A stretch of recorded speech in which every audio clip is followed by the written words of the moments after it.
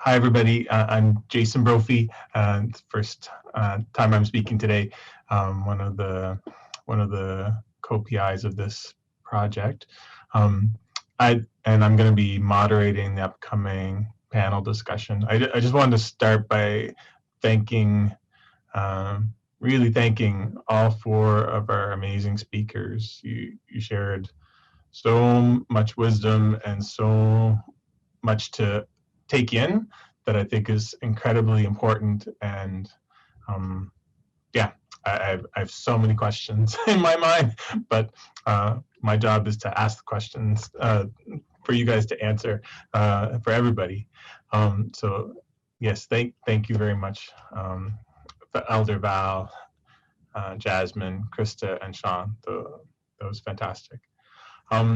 So as many of you know, part of the research side of these meetings is to try and come up with a definition for wellness so that we can inform wellness-based research or well-being research in Canada. And so I think there's so much to take from what all of you shared with us today. And we have I have a few questions that I'd like to pose to each of you. The first one is, how do you feel that the work you shared today, the initiatives you shared today, help inform a definition of what well-being, optimal well-being, or wellness is for people living with HIV? I don't like to pick on people. Is there someone who would like to go first?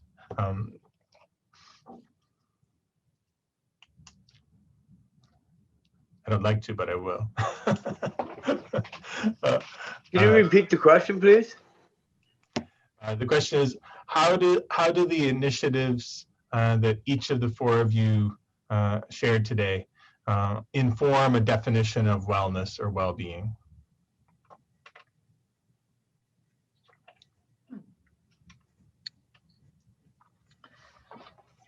I think it's just really important to understand, and it's probably not just likely for Indigenous peoples, I would probably say this is for all people, is to understand that there probably isn't a difference between health and wellness, and that you really can't have one without the other. It's the same.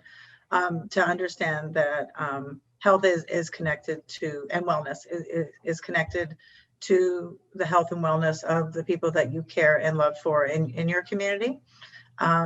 Being well is achieved by ensuring that everybody is well, and that maybe we should measure our wellness by the person that isn't doing the best, and to support everybody to be on the same spot, and that it's measured that way. So individualizing somebody's care and treatment and support and all those terms that we use in the HIV movement it's really not gonna roll out too well. It just, you have to connect on the community, that people do better when the whole community is doing well, and that's how we measure it. I don't know, that could have just been a bunch of rambling, but it made sense to me. So that was great. I took notes while everyone was speaking, and one thing that Krista said that really I wrote in capitals and asterisk was culture saves lives. And I really feel like that was a theme that was woven through what all four of you spoke about today. And that it seems as it certainly is very clear that wellness and culture and community are incredibly interwoven.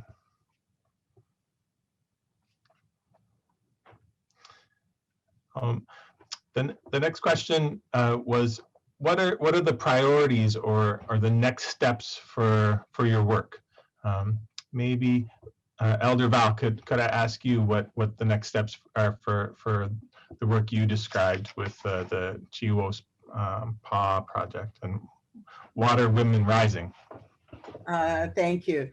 And I'd just like to go back, and I think it ties in, my answer will tie into actually the first question, is also that we honoring the living experience of women, and that that wellness and well-being is all connected by mind, body, and heart, and held together with spirit. And culture does save lives. Culture is medicine.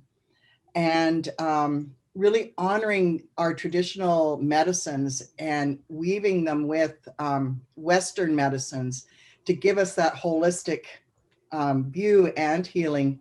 And the next steps for Chiwo's Paw is we've been doing a lot of work with healthcare providers in the Fraser Valley, which is a suburb off of Vancouver. And they are just really thirsty for this knowledge and hearing the women's voices, which are so important. So we really highlight and acknowledge the women's voices and send the message. Like I said, the last thing we asked when it was Water Woman Rising and it was the Rivers of Change was if you could say one thing to healthcare providers on your healthcare journey for wellness and well-being, what would it be? And we've taken all of those, we're writing papers about it. We are taking it back to community, and the women are going to be involved at whatever level they would like to be. So if they want to come to a community forum when we open back up and can meet in person, they will be there with their canvases that they made themselves of their own health journeys to explain to healthcare providers just how important to weave and to acknowledge that sometimes traditional medicines do work better than what you learn in a Western book.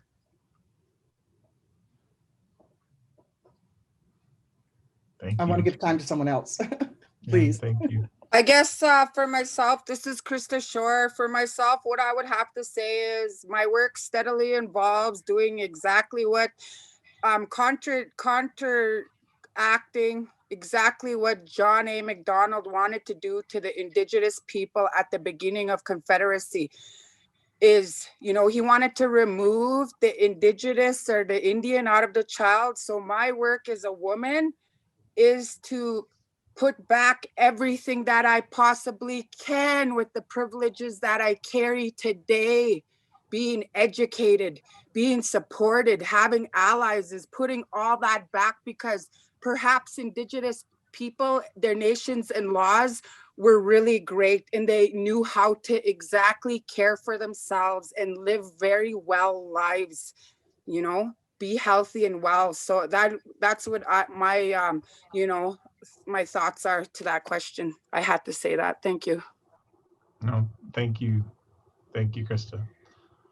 Yeah, if I can quickly mention as well, I think that for me, coming out of the work that I had done, is that we've now applied. So in partnership with CAN and a number of other organizations, we're looking to create a research project through a new funding program through CIHR around Indigenous gender and wellness. And we're going to be looking at what does aging mean in terms of wellness for Indigenous people living with HIV. And I hope that that's a project that can go forward where we're really focused on community and community needs and understanding and directing. It's not a large grant to $500,000, but we're really hoping, again, to foreground culture and this understanding of wellness when it comes to aging for individuals, and really kind of forcing that money back. I think that we heard last week, as well as really the need to take these research dollars, not house them at institutions, but put them back in the community, into programming, to see what does work and how can we lift people back up and give people voice. And I think that that's a powerful tool that we can use research for, is to not benefit my career, but to really give voice to individuals and have them be heard. Yeah, thank you, Sean. I think we keep hearing this theme again and again, that research shouldn't sit on shelves. It should be out in the community helping people. And if we do research that doesn't affect people, then why are we doing it? And so I totally concur. The next question is, what do you feel that some of the central concepts of wellness emerging from communities you work with are? Like what I feel like we've talked about this, but are there any additional things that you think are really important to stress with respect to the concept of wellness from the communities you work with?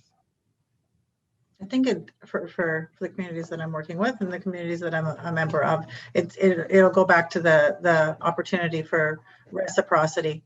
That the best way to put this, that in order to stay well and to receive healing, that you have to be part of somebody else's wellness and healing as well. That people, it's not just one-sided; it's entirely reciprocal. Mm-hmm. Thank you. Krista or Sean or Elder Valerie, any other ideas about that?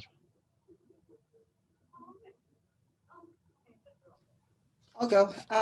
I think in the communities that I'm working in, we are still facing an uphill battle of stigma and discrimination.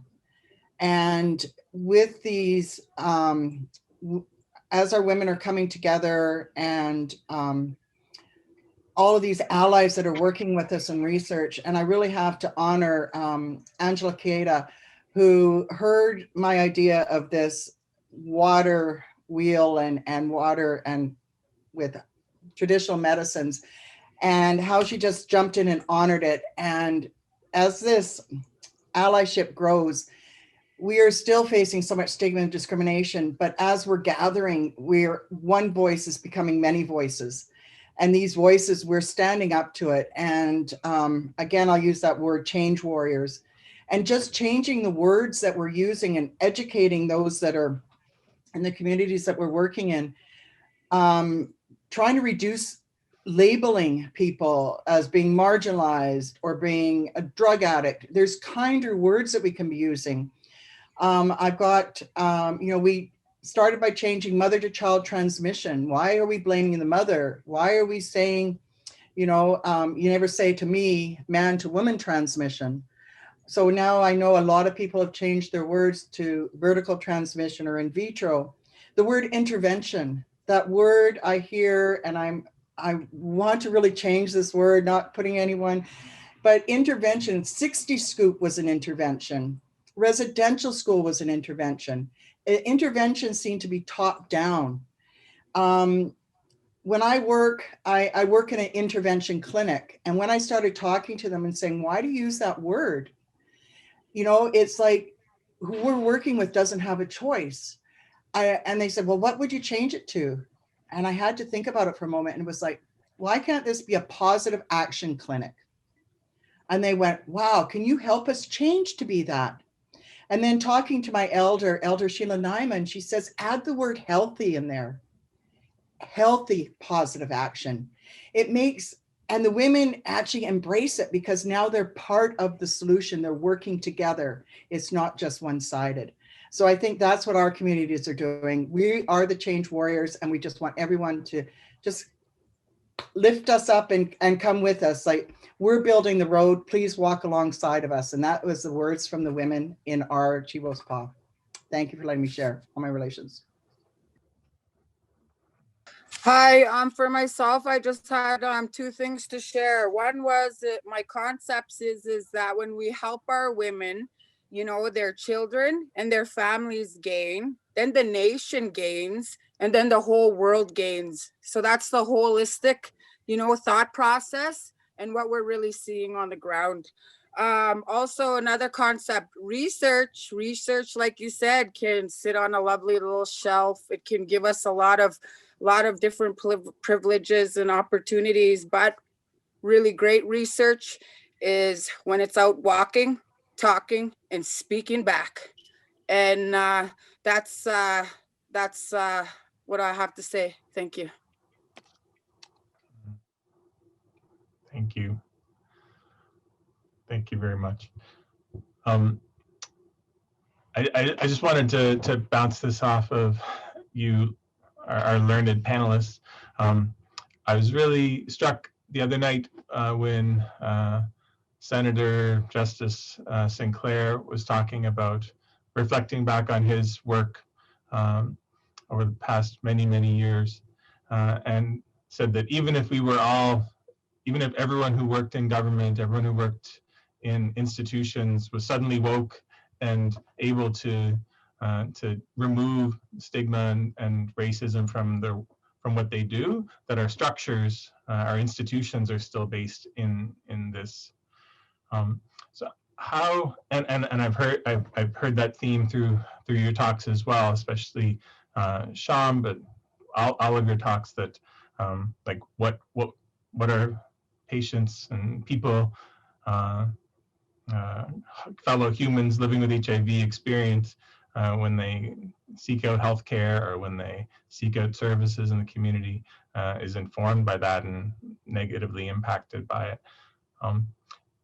If with that in mind, if all of you had unlimited resources, what would you do to optimize the health and well-being of people from the communities you work with?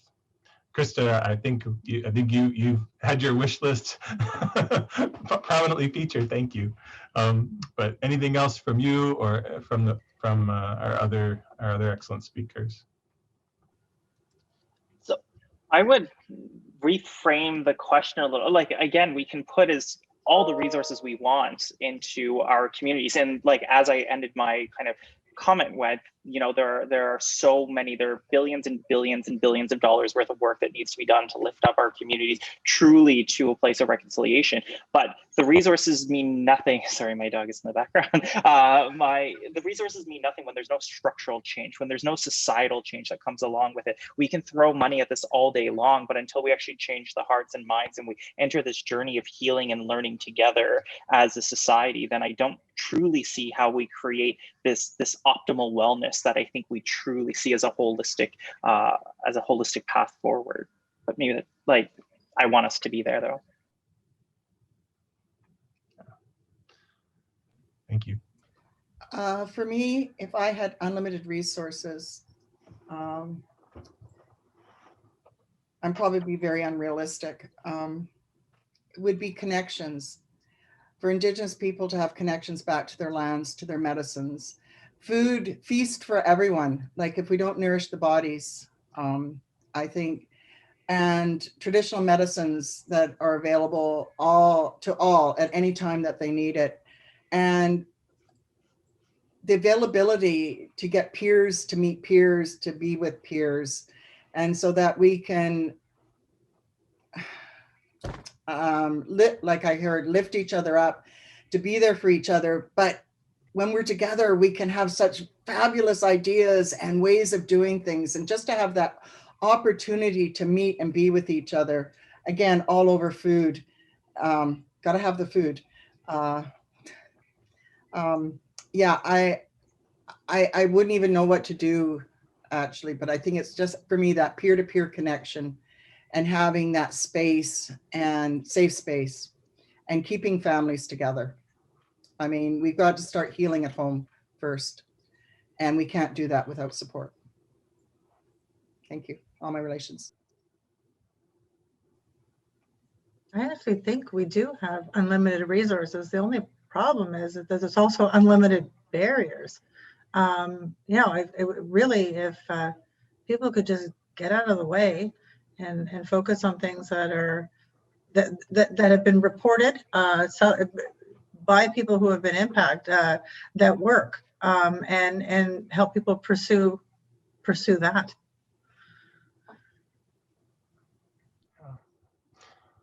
One final thing before you move ahead into questions, land back and housing.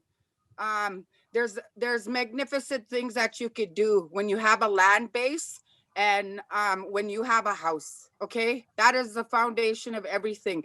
Going to the land base, touching the Mother Earth and being connected back to Mother Earth and all the elements helps a human being connect back to their own selves, metaphorically. Housing is in a physical home, you know, after we're connected back to our own house, we're in housing. You know how much housing and knocking that barrier out of somebody's life will help impact their life in a positive fashion. It is phenomenal. So many things can happen when somebody has housing. So if we've had programs, you know, instituted that have housing as a part of it, a part of the care, treatment, support, you know, methods, and they're connected, I think we will have more healing. We will really help in bigger ways. Thanks. Thank you, everybody.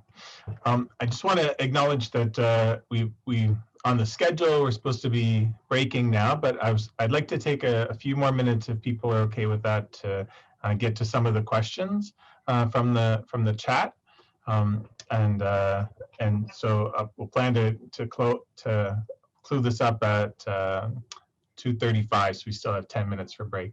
So one question in the chat was, what's the best way for those of us working in HIV to achieve the systemic and structural change that Sean is talking about?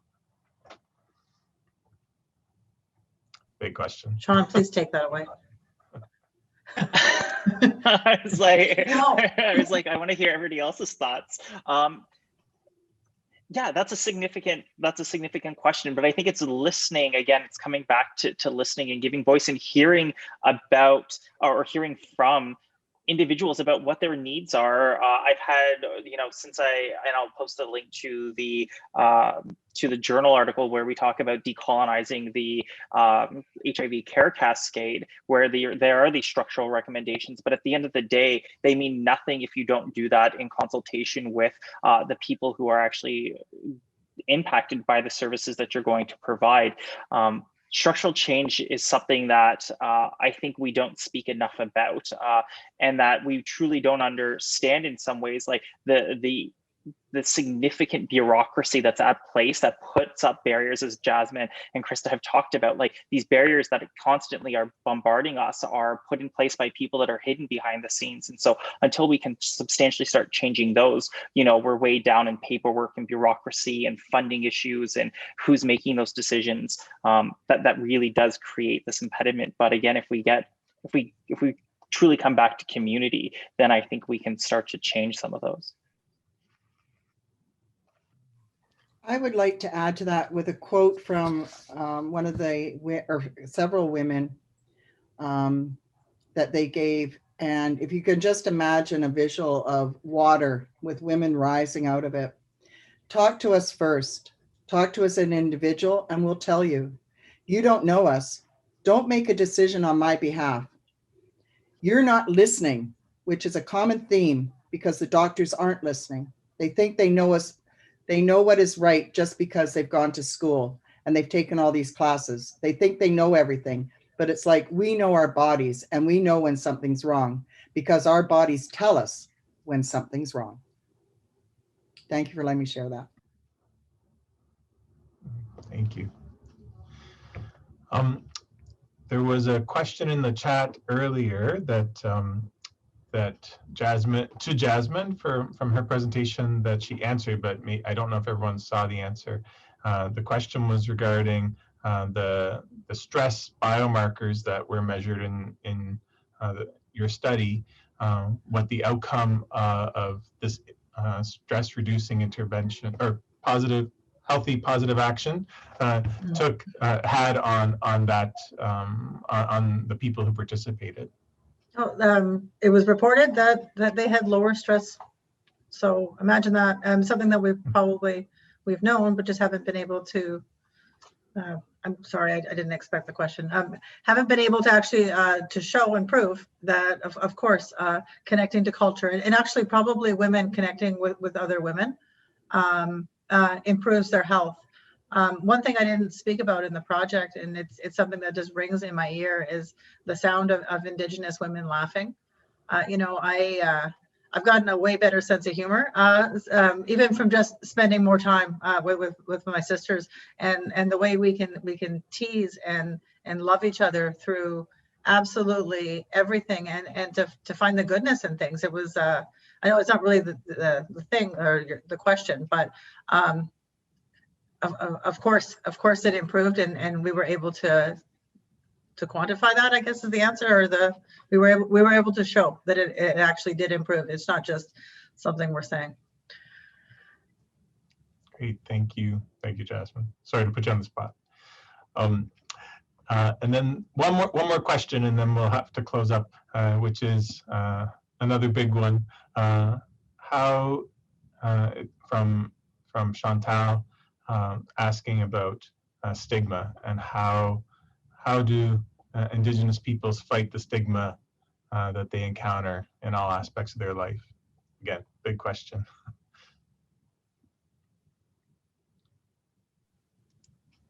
So I heard a lot from participants around the impact that just like stigma comes from the colonization that we've experienced. And so like if when we revert back to culture, the need for culture is actually how we move against stigma. And stigma, whether it's around two-spirited and queer men, or stigma within our communities around the very nature of HIV, is addressed through our traditional teachings and addressed through you know, our connection back to the land and to one another. And so when you're able to bring that community, that sense of community back together, then you start to eliminate that stigma as a whole. And that's a lot of what I heard from participants in my study, at least, and the people I work with all the time, is at a core. I would like to add to that, and thank you, Sean, you touched that so brilliantly, is education. I recently, just before COVID, spoke or was in a class with 12 physicians who were becoming HIV specialists. All but 2 were born in Canada, and out of 8 of them, all thought residential school was a good thing because that was what they were taught. And until we educate and keep educating new healthcare providers and researchers of our histories, and we're not going to be able to break down the stigma and discrimination, we're having to reteach. And like my grandfather said, this is new knowledge, is really old knowledge to new people. And we just have to keep that cycle going and keep teaching and be in those universities and keep it going. Otherwise, we're not going to be able to battle it. And the James Raven Project is a teaching tool where they will tell their stories of how words change their healthcare. They never went back for healthcare, some of these Indigenous peoples. And we're going to use imagery so that one of the girls is using a garbage can, maybe, because she felt like garbage. She was thrown away. We want that impact to show that until you change your words and your actions, stigma and discrimination is going to live with us. Thank you, On My Relations. Thank you. So I'm conscious of the time. I want to thank everybody so much, and that was so valuable.